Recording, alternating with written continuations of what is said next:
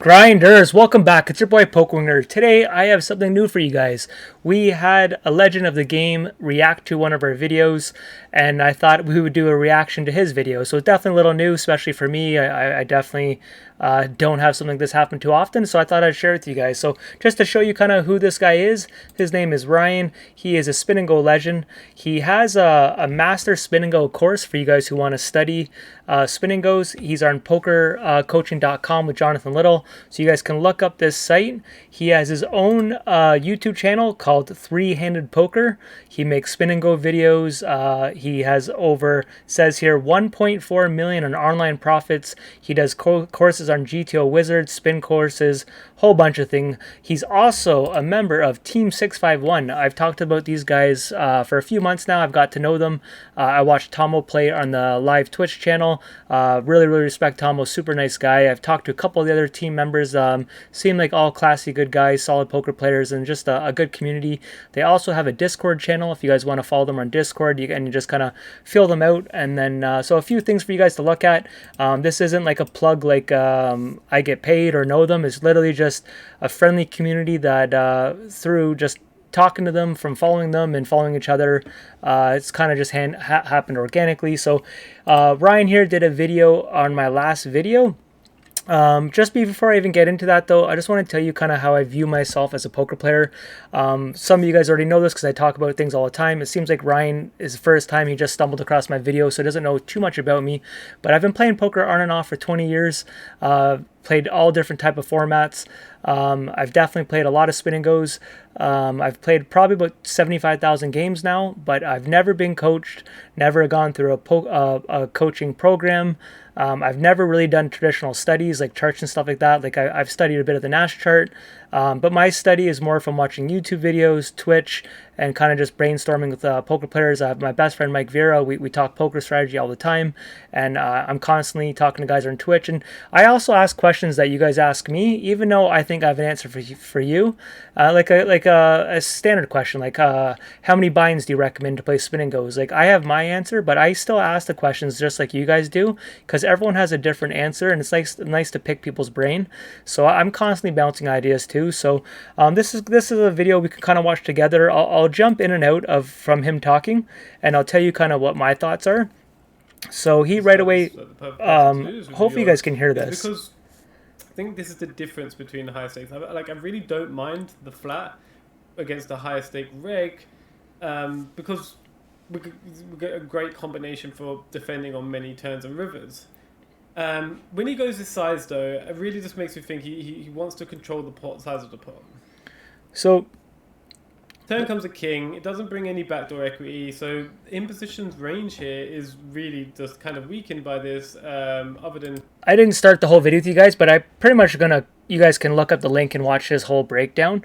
The one thing I find with high stakes spin and go players who watch lower stakes spin and goes, I do think they have a tendency, they're so used to higher stakes and they think more GTO base and bet sizings, and they think certain players are representing things when certain players don't even have that mind frame yet. So the one thing I think I've been good at, I keep explaining I'm an exploited player. That doesn't mean I'm always exploited. It doesn't mean that I'm GTO. It means I majority of the time lean on exploiting people, but there's still some standard spots that you have to kind of know the basics. When I see this player here do a bet size like that, he makes a couple comments here in these videos that I was playing too fast, I'm not factoring. I definitely do times not pay attention, and part of me doing videos is doing entertainment. I've talked to you guys many times that when I'm doing videos, I don't think I'm playing my best poker. I'm trying to entertain.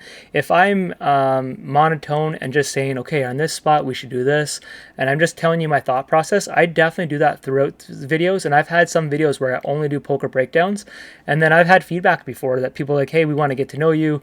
You know, they have funner videos when I'm making jokes and kind of showing you what different sites have to offer, and just kind of showing you bankroll challenges and all these things.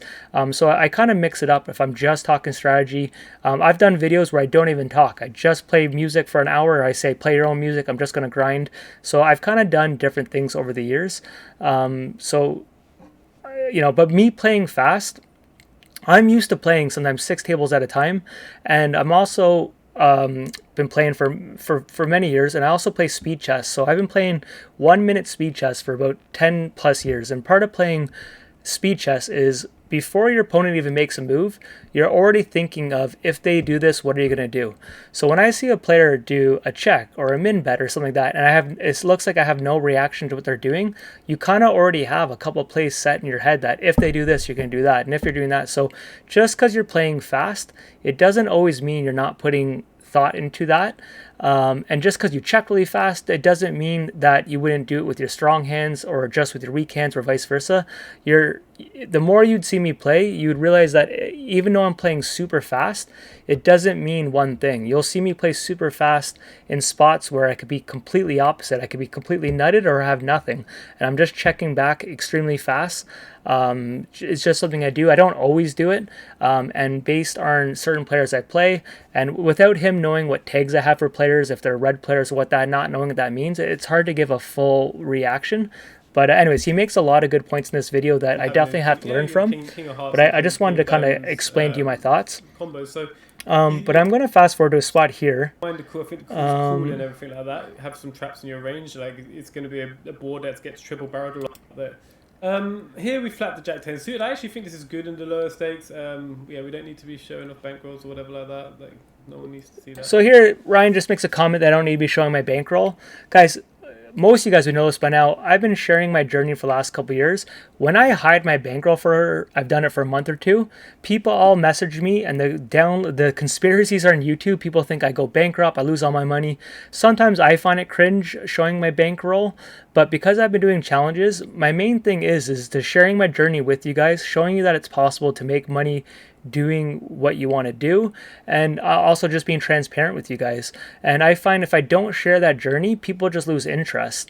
So the main reason why I do bankroll challenges and stuff is to keep people engaged. So if I only do strategy videos, I don't think I'm a coach. So if I came in here, didn't show my bankroll, didn't show my wins and losses, and only took strategy, I'm not a coach. I'm not a strategy player. I'm just telling you my thoughts, learning as I go. I show my bankroll to show you, hey, this is how things have been going. These are my plans. What do you guys think? And just kind of having fun. And half of what I'm doing is also just content. It's not just to give you what I think is the best poker play. I've keep getting questions for years now. People beg me, like, say, can you please coach me? Can you coach me? They DM me, and I say, no, I don't want to coach. I don't know how to coach. Well, I still want you to coach me. And I'm like, well, I'd rather be coached than to be a coach. And it's crazy how many people ask me. So I definitely don't think I'm a coach, so I don't try to come off as one, but I do try to share you my thought process at times. But it's not just a strategy YouTube channel. It's kind of just sharing my journey, and you guys have seen me play every different format. I kind of just, having a good time. Now, the last couple months, because of the success, it makes you think things a bit longer term of like, okay, should we put more eggs in this basket? Should I take it more serious? And stuff like that. So that's why I do share the bankroll, is just to share the journey with you guys. One day we're going to open up a lot of chests. On this site here. There, I was just showing a cash out to you guys. Now, Ryan makes another comment here that I'm not paying attention, and I was kind of showing you guys this stuff in the background. I agree with Ryan. If my main goal was just to play solid poker, I would not be doing this kind of stuff. And it's great advice he's saying. When you guys are playing poker, you should put your phone away. You shouldn't be talking, hanging out, clicking on all other things. But I'm felt rushed that I don't do enough videos for you guys. So sometimes when I do a video, it's not planned. I don't rehearse it. I don't edit. I don't put much time into it. I'm kind of just thinking all over the place. Even this reaction video I'm doing now, I knew I was going to do one, but I didn't know what I was going to say. So with me showing you guys 1,000 things when I'm making a video, it's just literally me showing you stuff. And then when I'm done doing like a 1 hour video, a half-hour video, once I close all that down, then I get into grind mode. Then I try to put my phone away. I try to get in a good tunnel vision, just play poker and take it more serious. But I do think I'm leaving EV. My friends tell me what's the advantage of you playing poker? You're showing people how you play. They get to learn how you're playing. They see your open cards. What is the advantage? And it's a good question of why do you do it? And it's not like I'm making money off YouTube. I make pretty much nothing off it, right? But it's just fun to kind of share your journey and talk to people, meet people around the world. I've had people tell me like how much I've improved their game, and I just also love hearing your guys' stories too. And because of this YouTube channel, I have guys like this who do a video, and I've been able to talk to some other people. So it's pretty cool. But that's kind of why I do love a lot of his advice in this video of like, you're not focusing, you're not paying attention. It's all things that poker players know they should all be better at. We're all constantly guilty of watching Netflix, watching a movie, having basketball, whatever you're into, and multitasking. When you're doing that, you're definitely leaving money on the table. So I agree with him there. But when you're making a video, it's a little bit also to entertain people, right? We're just letting him. I haven't. Of King 6, then it's fine for a region. We're gonna listen to a bit what he says in this video. 38% or 37%. I'm just worried you guys can't hear him. Stack in the middle, and like, so considering a region first, again, like just considering I'm thinking something crazy big, but I don't want to say that yet because it is. Here, I'm gonna show you. Obviously, I should have made some timestamps here of. But I heard him breaking down my heads up versus this last game. I'm gonna let you guys can obviously go back and watch your own video, watch his video. I'd love for you guys to, especially those guys who've been watching me for a long time, who know my play and know how I think, watch his full video of how he kind of views my game and stuff, and then be honest with me if you think he's completely right. Is there parts that he maybe had me wrong? It'd be interesting. I think this is okay, this is a really good point here. Actually, we're gonna rewind this a bit. I mean, yeah, I'm just flat behind. Okay, so right here, guys, it's a really good hand that he breaks down here. A lot of fresh volume, so the games get really juicy. So when you do play, like with me, I have limited time I can play. So here I have ace-10 suited on the big blind. These random times. The button raises. What I do when there's not action is just really frustrating. You get really excited. Small blind calls. I'm gonna grind. It's 8 o'clock. Like, let's put it in an hour. I elect for a 3-bet. To 7 big blinds. Really tilting. Oh, I'm just putting it all in here. But there's the odd time where. So Ryan here says I should just go all in. Looking at that, I definitely would assume he's right. He's obviously a skilled player, knows more. He does make the comment here that I made the worst 3-bet sizing, and I fully agree with it now looking at this. If I was to not 3-bet jam, I should have went smaller. I probably should have went 5 big blinds. Then I'm not fully committed if I want to get away from it. This 7 big blinds, like I'm pretty much just begging for them to fold. If they both call, like what flop am I really hoping for? And majority of the time, if they both call, I'm going to be behind. This hand is a wild hand. If you guys go back and look at it, we happen to be behind. But he makes a comment that I made the worst bet size, and I actually fully agree. I think in this spot, if I was to 3-bet, looking at this, with hindsight, I should have just went all in. I would actually almost prefer flatting, just calling instead of this 7. But I'd actually prefer just going to like a 5 big blind raise. Just 7 is just, it actually is a really bad bet size. It's a good thought to 3-bet, but definitely not the best bet size. If this was a reg, if this guy is ever, so he's asking if this is a reg. This is the part he didn't understand. When I have someone red, I'll just tell you that means, in my head, it means you're a donkey, you're not a good player, you're a bad player. So I'm not giving this player. And this tag, I don't like to share all my tags, to be honest, but this means I think he's a newbie, and that means something different to me than a donkey. So I have this person as what they would call a recreational player, and to me this is a donkey, which is even worse than a recreational. Let's see, 4. He raised his 2. Because little mistakes like this is just costing. So I make a comment in my video here that I'm pot committed.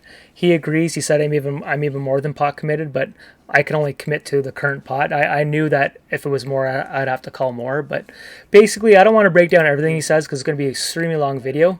But I would love for you guys to go back and watch his. He makes some great points that can improve my game here. Heads up, there is one more thing I wanted to comment before I let you guys kind of take over. I'm just going to fast forward here and show you. But this is where I think his most value was when he broke down my heads up playing this game. he gave a lot of pointers that I think could help I mean, all it's you guys fine with out. this combo, but This hand here, he doesn't really like that because the type of player is, I actually raised this guy on that. I did a check raise. wouldn't rate But I'll let you guys go back and listen to him. to But be there's a absolute couple mad. all-ins here when we get closer to a Nash shove that Could be explosive. I think he doesn't checking agree with how I played now the I'm hand. going to- But I'll tell you why I did this. Either's fine. People ask me what hotkeys I use. So I use up, down, left, and right, and then I use control for an all-in button. So this makes, for me, a very enjoyable with hotkey. So I'm just trying to find the two Yeah, I hands mean, here. This is the only. So Ace Jack, well. he doesn't like that I did a min raise. I just find when I min raise when they're around 12 big blinds, and now that you know my tag, me thinking this guy is a bad player, I just think if I min raise here, he will jam me wider than calling me wider. So if I just go all in, let's say he has like ace 2 to ace 5 or something like that, he's not going to probably, if I go all in, he might not snap call me. But if I do a min raise, he might jam over me. And because I am position, I could still outplay him post flop because I do believe I had a huge skill advantage. So some of these plays, if I think I have a big skill advantage, I don't always take the optimal line because I think I can get it in later streets, if that makes sense. And I don't know if that is the proper way to do it, but it's kind of just what I've done in the past is I definitely don't just stick to a chart. Do I think if you just went all in here, is that a winning play? Of course it's a winning play. I think majority of the time you are going to get folds, but you're never going to be wrong jamming ace jack versus 12 big blinds. Like sometimes they'll catch you. The odd time they'll be ahead. Majority of the time if they call, you're going to be good.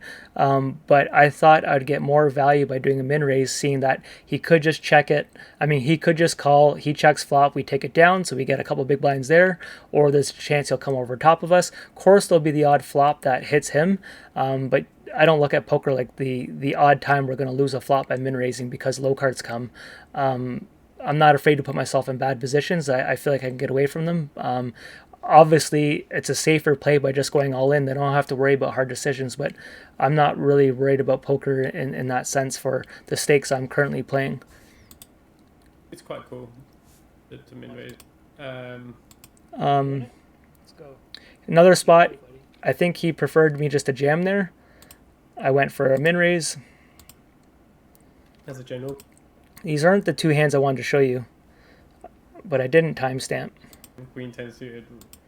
Yeah, so Yeah, I mean, we need checks. He did think for a second though, so he could have hit this board, but we need checks. I don't think you should ever slow play this type of hand because, you know, if we had the king queen, we'd be hitting that.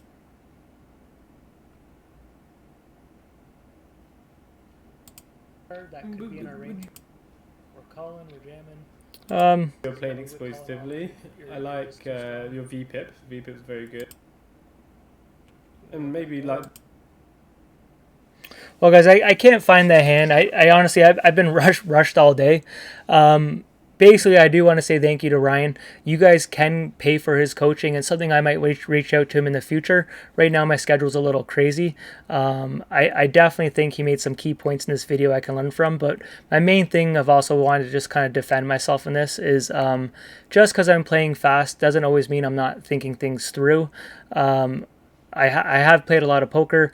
I am playing, for me, this is like a lower stake game. It's a $25 game, and I'm guilty of when I'm not playing like the higher stakes and against good players to not being fully engaged. And I know if you're just to coach someone, of course you should always take it serious, no matter who you're playing. You're leaving money on the table, but the odd time when I only have one table going and I'm talking, I'm obviously not going to play my best, right? Now, if I'm playing two players that I really respect and I'm playing a higher limit game, clearly I'm going to be more engaged and looking at exactly what they're doing.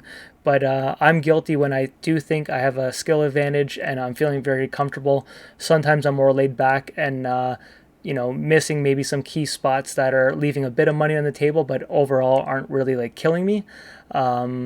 But I could see someone debating that. But definitely, please, guys, check out Ryan here. Click on his channel. I think he's trying to get to he's at 417 subscribers. If he gets to 500 subscribers, I think he's saying that he's giving a free coaching lesson to someone, and that's a value of I think around like $250 or something. I don't know what he charges, but you guys can email him, look him up. You can go to this here, buy the course. you know, feel free to look into it, guys. And please watch his video and let me know what you think, what he thought of my game. It'll be interesting to hear some of you guys who've been following me for years. So, bit of a strange video for you guys. I will do a video soon, and give me even feedback of the bankroll. Are you guys interested with me showing the bankroll? Do you only care when I'm doing bankroll challenges? Because it's something I have thought about. Sometimes when I only had a couple $100s in my bank account, it was easy to show, right? The more you get, it is a little awkward. But my main thing was just to be transparent, to show you guys how my journey is going and what I'm doing. And it's also to show you guys that if I can do it, why can't you? Like, I'm not a professional player. I'm just a guy just, you know, having a good time. So it's the main reason why I do what I'm doing here. But please let me know what you guys think in the channels. Follow Ryan, guys, and once again, thank you to him, and I'll see you guys on the next video. Peace out.